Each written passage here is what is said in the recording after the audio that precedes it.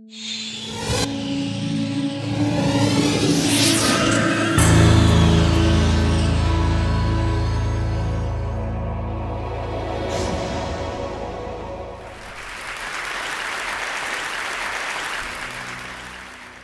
I would like to start my talk with actually two questions. And the first one is, how many people here actually eat pig meat? Please raise your hand.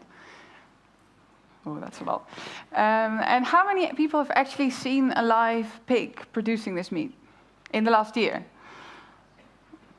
In the Netherlands, where I come from, you actually never see a pig, which is really strange, because on a population of 16 million people, we have 12 million pigs. And, well, of course, the Dutch can't eat all these pigs. They eat about 1/3, and the rest is exported to all kinds of countries in Europe and the rest of the world. A lot goes to the UK, Germany.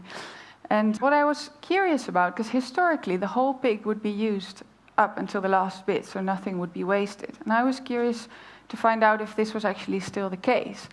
And I spent about 3 years researching, and I followed this one pig with number 05049 all the way up until the end, to what products it's made of. And in these years, I met all kinds of people, like, for instance, farmers and butchers, which seems logical.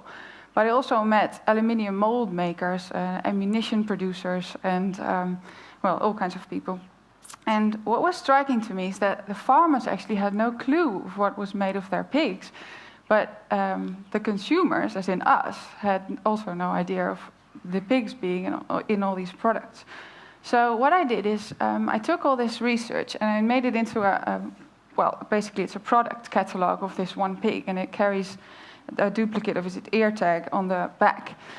And it consists of 7 chapters. The chapters are skin, bones, meat, internal organs, blood, fat, and miscellaneous. In total, they weigh 103.7 kilograms. And to show you how often you actually meet parts of this pig in a regular day, I want to show you some images of the book. You probably start the day with a shower. So in soap, fatty acids made from boiling pork bone fat are used as a hardening agent, but also for giving it a pearl-like effect. Then if you look around you in the bathroom, you see lots more products like shampoo, conditioner, anti-wrinkle cream, body lotion, but also toothpaste. Then, so before breakfast, you've already met the pig so many times. Then at breakfast, the pig that I followed, the hairs of the pigs, or proteins from the hairs of the pig, were used as an improver of dough. Well, that's what the producer says, it's improving the dough, of course. In low-fat butter, or actually in many low-fat products, when you take the fat out, you actually take the taste and the texture out. So what they do is they put gelatin back in order to retain the texture. Well, when you're off to work, under the road or under the buildings that you see, there might very well be cellular concrete, which is a very light kind of concrete that's actually got proteins from bones inside, and it's also fully reusable. In the train brakes, at least in the German train brakes, there's this part of the brake that's made of bone ash. And in cheesecake and all kinds of desserts, like chocolate mousse, tiramisu, vanilla pudding, everything that's cooled in the supermarket, there's gelatin to make it look good. Fine bone china, this is a real classic, because the bone in the fine bone china gives it its translucency and also its strength in order to make these really fine shapes like this deer. In interior decorating, the pig's actually quite there. It's used in paint for the texture, but also for the glossiness. In sandpaper, bone glue is actually the glue between the sand and the paper. And then in paintbrushes, hairs are used because apparently they're very suitable for making paintbrushes because of their hard-wearing nature. I was not planning on showing you any meat, because of course half the book's meat, and you probably all know what meats they are. But I didn't want you to miss out on this one, because this, well, it's called portion-controlled meat cut. And this is actually sold in the frozen area of the supermarket. And what it is, it's actually steak. So this is sold as cow. But what happens when you slaughter a cow, at least in the industrial, well, factory farming, they have all these little bits of steak left that they can't actually sell as steak. So what they do is they glue them all together with fibrin from pig blood into this really large sausage, then freeze the sausage, cut it in little slices, and sell those as steak again. And this also actually happens with tuna and scallops. So, with the steak, you might drink a beer. In the brewing process, there's lots of cloudy elements in the beer. So to get rid of these cloudy elements, what some companies do is they pour the beer through a sort of gelatin sieve in order to get rid of those cloudiness. This actually also goes for wine as well as fruit juice.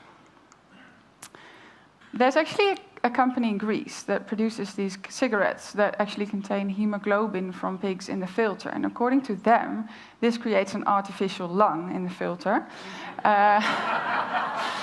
So this is actually a healthier cigarette.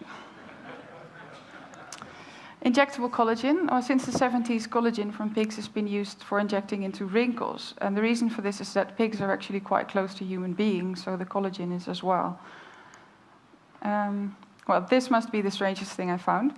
This is a bullet coming from a very large ammunition company in the United States. And while I was making the book, I contacted all the producers of products because I wanted them to send me the real samples and the real specimens. So I sent this company an email saying, "Hello, I'm Christien, I'm doing this research, and can you send me a bullet?"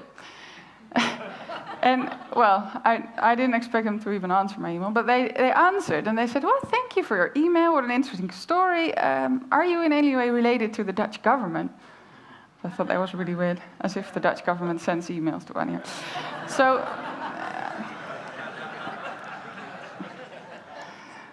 So the most beautiful thing I found, at least what I think is the most beautiful in the book, is this heart valve. It's actually a very low-tech and very high-tech product at the same time. The low-tech bit is that it's literally a pig's heart valve mounted in the high-tech bit, which is a memory metal casing. And what happens is this can be implanted into a human heart without open heart surgery. And once it's in the right spot, they remove the outer shell, and the heart valves, well, it gets this shape. And at that moment, it starts beating instantly. It's really sort of a magical moment. So this is actually a Dutch company. So I called them up and I asked, "Can I borrow a heart valve from you?" And the makers of this thing were really enthusiastic. So they were like, "Okay, we'll put it in a jar for you with formalin, or you can borrow it," and great. And then I didn't hear from them for weeks. So I called and I asked, what's going on with the heart valve? And then they said, "Well, the director of the company decided not to borrow you this heart valve because he doesn't want his product to be associated with pigs." Well, the last product from the book that I'm showing you is renewable energy, actually to show that my first question, if pigs are still used up until the last bit, was still true. Well, it is, because everything that can't be used for anything else is made into a fuel that can be used as a renewable energy source.